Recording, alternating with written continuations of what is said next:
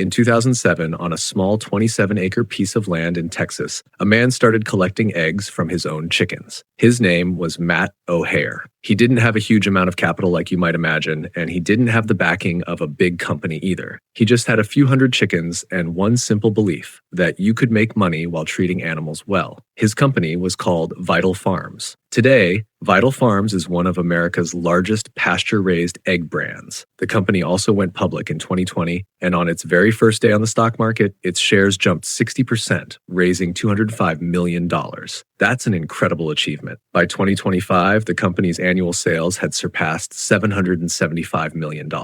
They work with around 600 family farms, and more than 9 million chickens lay eggs within their network, generating income for those farms. In just 18 years, one man's small piece of land turned into a company worth hundreds of millions of dollars. For a chicken farming business, that's an extraordinary success. This story is real. But what we're really going to talk about in this video is just how unusual this story is, and why the chicken farming business is far more complicated, far riskier, and built on a very different economic reality than it appears. If you've ever thought about starting your own chicken farm one day, this video will both inspire you and open your eyes. Because in this industry, there are two completely different worlds. In one, people make the best decision of their lives. In the other, people end up on the brink of bankruptcy with millions of dollars in debt. And both are happening at the same time, in the same industry, in the same country. Let's get started. Now, section by section, we're going to look at the techniques that make a chicken farming business successful, using real examples of both successful and unsuccessful operations. Section 1. There isn't just one type of chicken farm.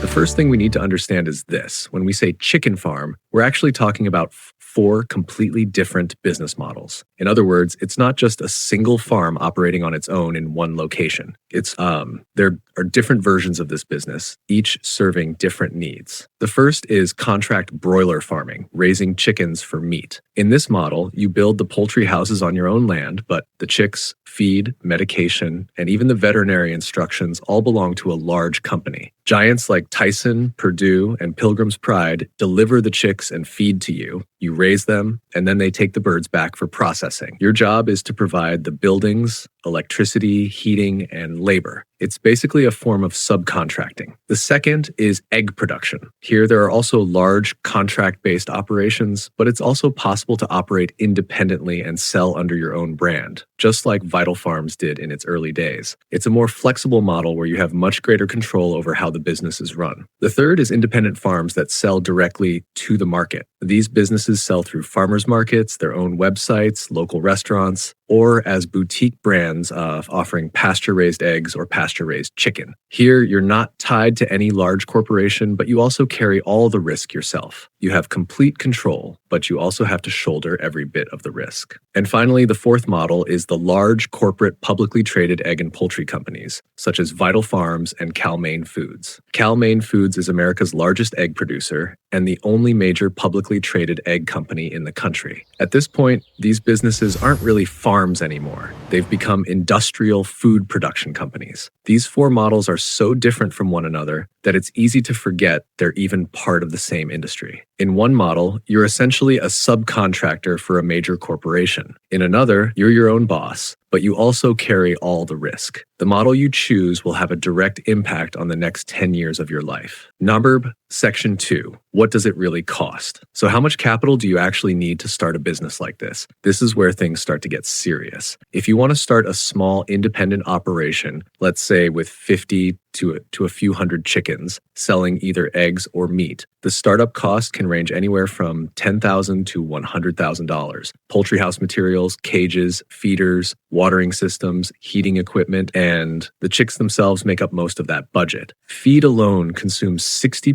70% of the total operating costs. That's completely normal for this type of business. Keep that number in mind because it'll come up again later in the video. And if we're talking about today's market conditions, these are real up-to-date figures. But the really big money is in contract broiler farming. This is where the numbers move to a completely different level. A single fully equipped poultry house, roughly 20,000 square feet, complete with ventilation, feeding, and watering systems, costs between $120,000 and $170,000 to build. That's an enormous investment for anyone to take on. In most cases, you need at least 2 poultry houses just to establish a production unit, while the industry standard is 4 or more. For a typical broiler farm with 8 poultry houses, you'll need roughly 240,000 square feet of space. And at around $22 per square foot, construction costs alone can exceed $5 million.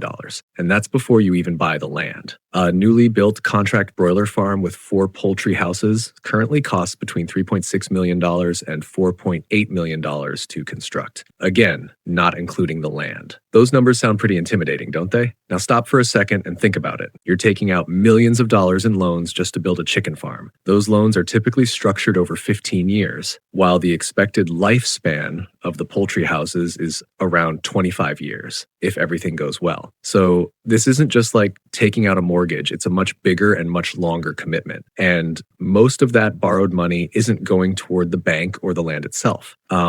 It's being spent on constructing facilities that meet the strict standards of a major food company. That makes the whole business even more challenging.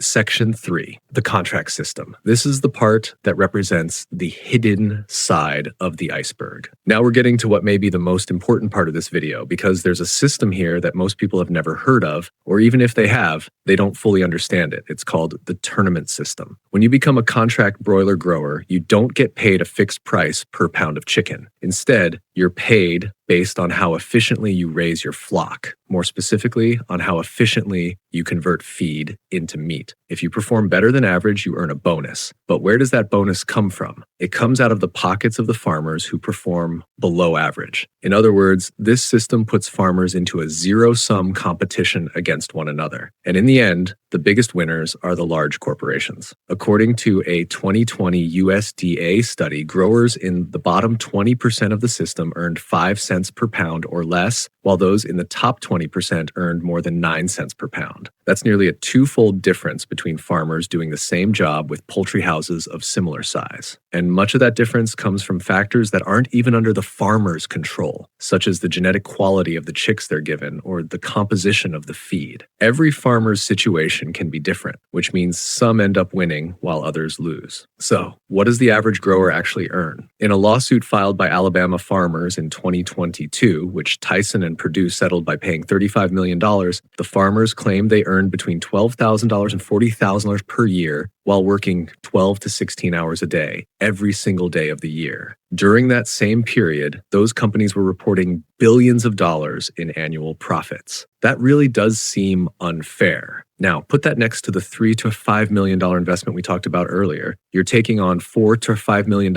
in debt, yet earning only $12,000 to $40,000 a year. The loan payments alone, both principal and interest, could easily exceed that income. Under those conditions, making a real profit becomes incredibly difficult. It's a very strict system. Section 4, a real bankruptcy story. This story will teach you an important lesson about what not to do if you're thinking about starting a chicken farm. I want to share a real and extremely eye-opening story with you. Numbers can sometimes feel abstract, but stories like this are much more real. After all, no matter how carefully we plan, life rarely unfolds exactly the way we expect. In 2023, Tyson Foods shut down 8 meat processing plants across the country, 6 chicken plants and 2 beef plants. Those closures left hundreds of contract growers without agreements overnight. According to an investigation by Investigate Midwest, former Tyson growers said they had taken out loans of up to $2 million to build their poultry houses. The company had assured them that as long as they kept making their loan payments, they would continue receiving flocks to raise. That's an incredibly difficult commitment to carry. One farmer in Arkansas had his contract canceled with less than a year remaining, leaving him suddenly responsible for $1.4 million in debt and facing bankruptcy. Another farmer in Missouri had been raising more than 1 million chickens a year for Tyson and still owed millions of dollars on his poultry houses. Another grower, Hinkle, was repeatedly pushed to invest more money just to keep up with Tyson's changing standards, and eventually found himself on the brink of bankruptcy with $2.8 million in debt. These aren't small numbers. The truth is, even the right knowledge Experience, careful planning, and detailed analysis aren't always enough to protect you. Sometimes events completely outside your control can change everything, even when you've done everything right. The reason isn't that people stopped eating chicken. Americans are still consuming just as much chicken as before. The problem is structural. Poultry houses are built to meet the technical specifications of a single company. A Tyson poultry house isn't the same as a Purdue poultry house, and a Purdue poultry house isn't the same as a Sanderson Farms poultry house. Each company has its own unique design and requirements. So when a company terminates your contract, you're left with a multi-million-dollar facility that was built for one specific buyer and may not meet the standards of anyone else. That's one of the biggest reasons these multi-million-dollar bankruptcies happen. That's why agricultural economists say that small and medium-sized poultry farmers have one of the highest debt-to-asset ratios in the entire agricultural sector. In other words, compared to the value of what they own, poultry farmers tend to carry more debt than almost anyone else. And one of the biggest reasons is simple. Every major company requires its own specialized poultry house design. Section 5, Industry Consolidation by the Numbers. To understand why this system is so unbalanced, we need to look at the structure of the industry itself. Around 60% of the U.S. chicken market is controlled by just 5 companies: Tyson, Pilgrim's Pride, Purdue, Sanderson Farms, and Koch Foods. These companies own the feed mills, processing plants, transportation networks, and even the hatcheries that produce the highest quality chicks. The only part they don't own is the farm itself. And that's the part left for individual farmers to invest in. In 2023, Tyson Foods generated nearly $53 billion in revenue, with roughly 1/3 of that coming from its chicken business. The company operates 183 facilities across the country and works with more than 3,600 contract growers. So on one side, you have a company generating $53 billion a year. On the other, you have farmers earning $12,000 to $40,000 annually while carrying millions of dollars in debt. The gap between the two is enormous. It's hard not to see an imbalance in that relationship. This isn't necessarily a story about deliberate wrongdoing. It's a story about structural imbalance in market power. The side that controls the capital, takes the least financial risk, and holds the strongest bargaining power is usually the side that captures the largest share of the profits. That's one of the reasons wealth tends to remain concentrated at the top. Section 6, the hidden risks. Now let's talk about a risk factor that no one can truly control, yet it has shaken the entire poultry industry: avian influenza, or bird flu. Since 2022, more than 169 million birds in the United States have been culled because of avian influenza. By the end of 2024, the outbreak had already cost more than $1.4 billion. That figure alone shows just how serious this disease can be. Between December 2024 and January 2025 alone, 41.4 million birds were culled after becoming infected or being exposed to the virus, making it the deadliest 2-month period of the outbreak. So what happens when a farm is hit by the virus? Is there a cure? Unfortunately, there isn't. The only solution is to cull the entire flock. The USDA does compensate farmers for birds that are destroyed, but that compensation doesn't always cover the true financial loss. In many cases, the farm owner still ends up taking a significant hit. One family in Illinois lost their entire flock of 3,000 chickens to the H5N1 virus. By the time USDA officials arrived, most of the birds had already died, so the family received only $2,500 in compensation for the remaining birds. Considering the size of the loss, that was a very small amount. The income they had expected from those chickens was worth around $100,000. While small farm owners struggle through situations like this, large corporations are often able to recover much faster and receive far larger compensation. For example, when 1.6 million laying hens were culled at one of Cal-Maine Foods' Texas facilities, the company received $17 million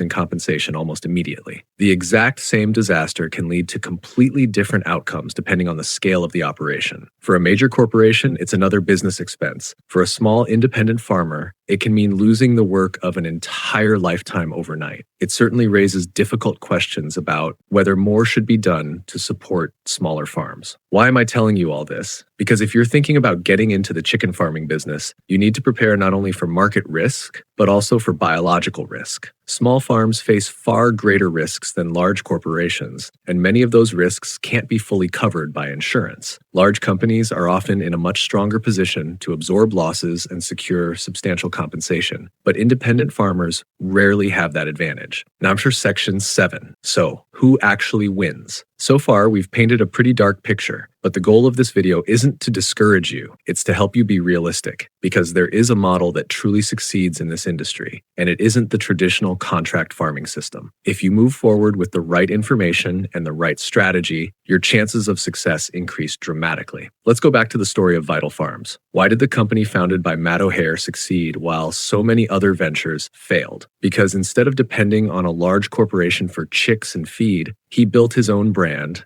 and developed his own relationship with customers. Pasture-raised eggs sell for roughly 3 times the price of conventional eggs. The company works with its own network of farms, but it doesn't own those farms. The farmers remain the owners of their land, and while Vital Farms sets the production standards and markets the products, it's a partnership where both sides benefit. In 2019, the company's annual sales were around $140 million. By 2025, that figure had grown to $775 million.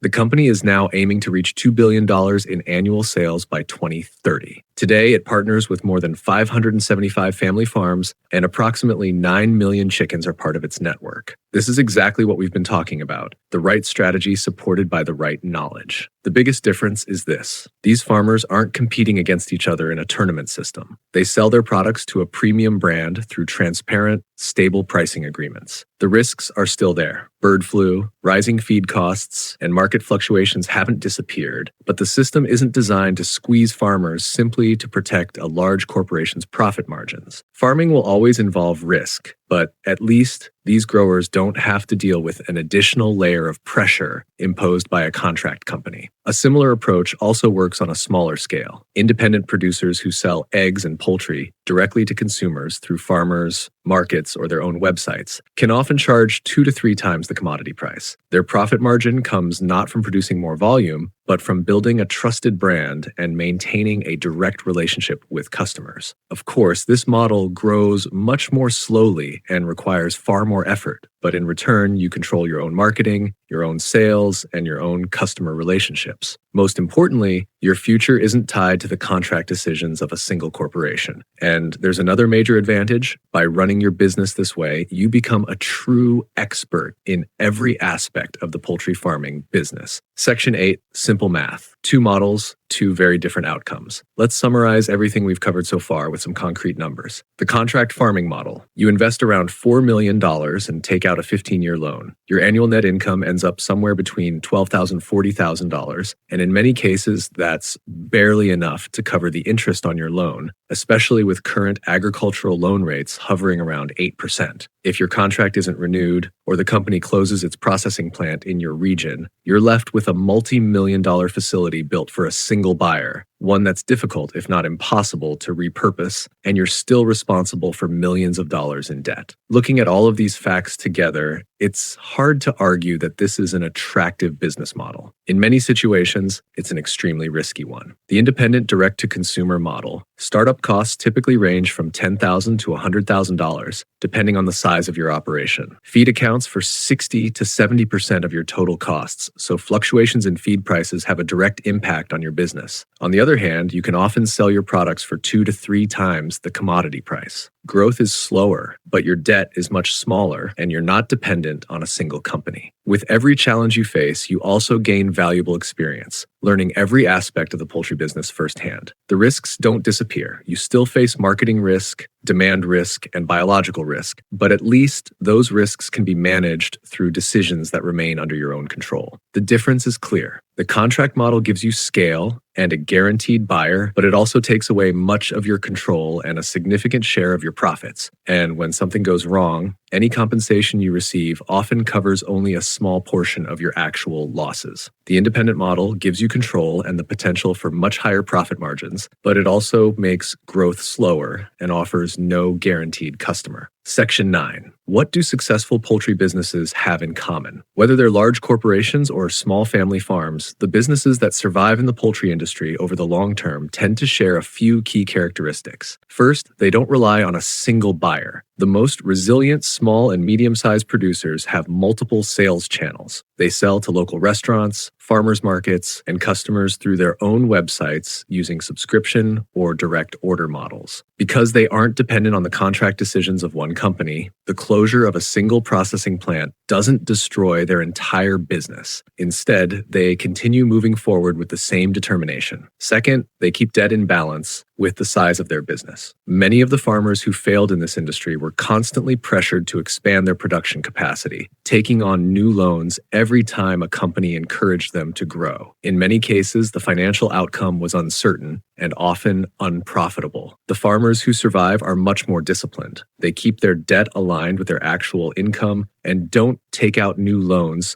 simply because a company verbally promises more production in the future. Third, they invest in branding and transparency. The real driving force behind Vital Farms' success has been the growing number of consumers who care about animal welfare and transparent food production. Producers who meet that demand are often able to sell their products for far more than standard commodity prices. This isn't just good marketing, it's a genuine source of pricing power. And fourth, they invest in biosecurity. You can't completely eliminate the risk of bird flu, but farms that isolate their flocks from wild birds, enforce strict visitor protocols, and perform regular health testing suffer far fewer losses during outbreaks. It requires investment up front, but it's one of the factors that can determine whether a farm survives in the long run. Bird flu can appear without warning, so being prepared isn't optional, it's essential. Habashar. Conclusion. Be realistic, but don't lose hope. The story of Vital Farms is real, but remember, it was built over 18 years through patience, starting small, entering the right market at the right time, and successfully serving consumers who genuinely care about animal welfare. This isn't something that happens overnight, but when you follow the right path, it can become a truly profitable business. At the same time, the stories of farmers earning just $12,000 a year while carrying millions of dollars in debt are also real. Those situations didn't happen overnight either. They were the result of years of hearing promises like, just invest a little more and we'll give you more chickens, until they became trapped in a cycle of debt. If you're seriously thinking about getting into this business, the question you should ask isn't, is chicken farming profitable? The real question is, whose contract, whose pricing, and whose decisions will my business depend on? As long as you remain in control, it's possible to start small, grow slowly, and keep your debt in balance with the size of your operation. The moment you hand that control over to a single company, its next corporate decision can shape your entire future. And you also need to be prepared for major risks along the way. This industry can offer you both Matt O'Hare's success story and Hinkle's story of standing on the edge of bankruptcy with $2.8 million